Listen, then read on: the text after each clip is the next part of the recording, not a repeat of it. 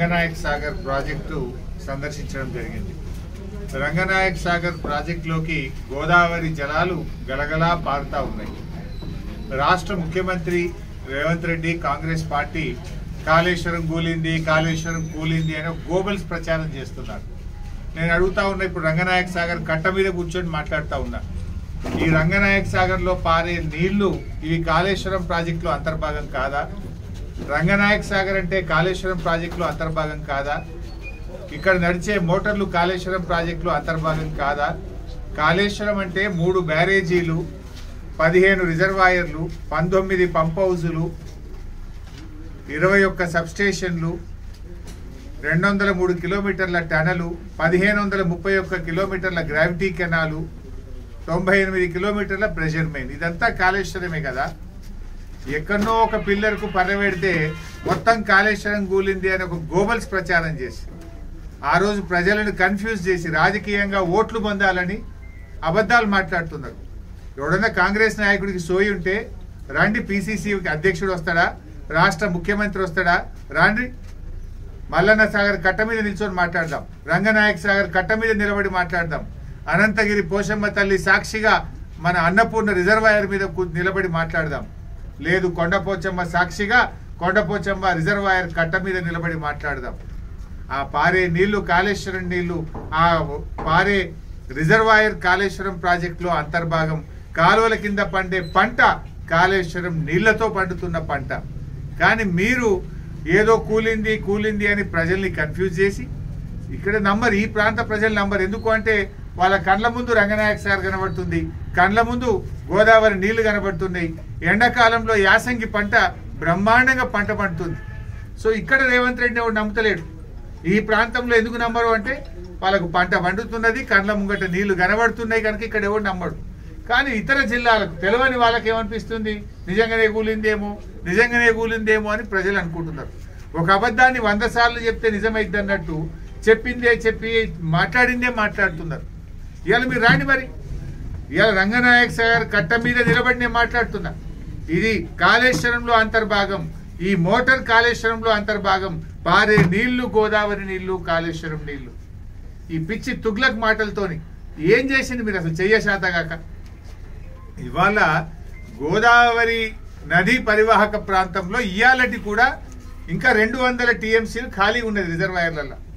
దాదాపు 410 టీఎంసీలకు గాను 197 నిండినాయి. ఇంకా 213 టీఎంసీల రిజర్వాయర్లు ఖాళీగా ఉన్నాయి. మీ తప్పుడు చర్యల వల్ల కేవలం ఇది నింపితే ప్రజలు నమ్మరేమో, నేను కాళేశ్వరం కూలిందంటే కదా, ఈ మోటార్లు ఆన్ చేస్తే ఈ నీళ్లు నింపితే అరే నేను చెప్పింది తప్పైతుంది కదా అని నువ్వు మోటార్లు బంద్ పెట్టినావు. బిడ్డ నువ్వు ఆన్ చేస్తావా, మమ్మల్ని రమ్మంటావా అంటే ఒక్క మోటార్ చాలు చేసినావు. ఇవాళ ఎల్లంపల్లి కాడ 5 లక్షల క్యూసెక్కుల నీళ్లు సముద్రంలో పోతా ఉన్నాయి. 5 లక్షలు సముద్రంలోకి పోతున్నాయి. 4 మోటార్లు ఉంటే ఒక్క మోటార్ ఎందుకు నడుపుతున్నావు బిడ్డను? 4 మోటార్లు నడిపితే రోజుకు 1 టీఎంసీ వస్తుంది కదా. ఇప్పుడు మల్లన్న సాగర్లో ఇంకా 40 టీఎంసీలు ఖాళీ ఉంది. కొండపోచమ్మ రిజర్వాయర్లో ఇంకా 10 టీఎంసీలు ఖాళీ ఉంది. నృసింహసాగర్ రిజర్వాయర్లో ఇంకా 13 టీఎంసీలు ఖాళీ ఉంది. రంగనాయక సాగర్లో ఇంకా 2.5 టీఎంసీలు ఖాళీ ఉంది. పైన అంతగిరిలో ఇంకా 2 టీఎంసీలు పడతాయి. ఇవన్నీ ఖాళీగానే ఉన్నాయి. మోటార్లేసి ఒత్తుతే నీళ్లు సముద్రంలోకి పోయే బదులు ఇది నింపి పెట్టుకుంటే రేపు యాసంగి పంట బ్రహ్మాండంగా 2 పంటలు వండాయా? ఓ తాప కాలం కాకపోయినా నీళ్లు నింపి పెట్టుకుంటే బ్రహ్మాండంగా నీళ్లు రైతులకు ఉపయోగపడాయా? ఎందుకు నువ్వు పగబడుతున్నావు? కేసీఆర్ మీద కోపం ఉంటే, నా మీద కోపం ఉంటే మమ్మల్ని తిట్టు. రైతులకు నీళ్లు రాకుండా ఎందుకు చేస్తున్నావు? ఎందుకు ఒక్క మోటార్ నడుపుతున్నావు? ఇప్పుడు కూడా చూసేస్తే రంగనాయక సాగర్ ఒకటే మోటార్ నడుస్తుంది. 4 నడపచ్చు కదా నువ్వు. మల్లన్న సాగర్ లో రోజుకు 1 టీఎంసీ పోయొచ్చు కదా. కొండ పోచమ్మలో రోజుకు 1 టీఎంసీ పోయొచ్చు కదా. ఎందుకు నీళ్లు నింపుతలేవు? ఉత్త పుణ్యానికి సముద్రం పాలు చేస్తేవి. వారం 10 రోజుల కిందనే మోటార్లు చాలు చేసి ఉంటే ఈ పాటికి ఇవి సగం అంతా నిండుతుండే కదా. ఎందుకు 10 రోజులు లేట్ చేసినావు? ఒట్టిగా నీళ్లను సముద్ర పాలన చేస్తేవి. కరెంటు ఫుల్, నీళ్లు ఫుల్ కానీ కట్టుకయ్యాక రైతుల నోళ్లు కొట్టివి. నువ్వు రైతులకు అన్యాయం చేయబట్టివి.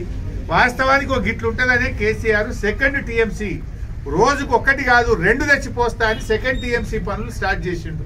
అవి 12 మందం పూర్తయినాయి. అవి కూడా బంద్ పెట్టాం. ఇలా అవి 2nd టీఎంసీ కూడా చేసుకుంటే ఇట్లా వరద వచ్చినప్పుడు రప్ప నింపి పెట్టుకుంటే ఏమవుతుంది? రేపు మళ్ళీ వరద దగ్గర నిండా నీళ్లు ఉంటే కాలం అయినా కాకపోయినా యాసంగి పంటకు బందోబస్తు నీళ్లు ఉంటాయి. ఇంత కష్టపడి కడితే నువ్వు కేవలం బురద రాజకీయాలు చేస్తున్నావు. వరదను ఒడిసి పట్టడంలో ఫెయిల్ అయిపోయినావు. బురద రాజకీయాలు చేస్తూ రైతుల నోళ్లు కొట్టే ప్రయత్నం చేస్తున్నావు నువ్వు. సో ఇప్పటికైనా పిచ్చి ప్రయత్నాలు మానండి. ఒక మోటార్ కాదు, రోజుకు ఒక టీఎంసీ తీసుకురండి. ఒక మోటార్ నడిపితే 3300 క్యూసెక్కులే వస్తాయి. ఒక టీఎంసీ అంటే 11,000 క్యూసెక్కులు రావాలి. ఇవి రాకపోవడం వల్ల ఇవన్నీ ఖాళీగా ఉంటున్నాయి.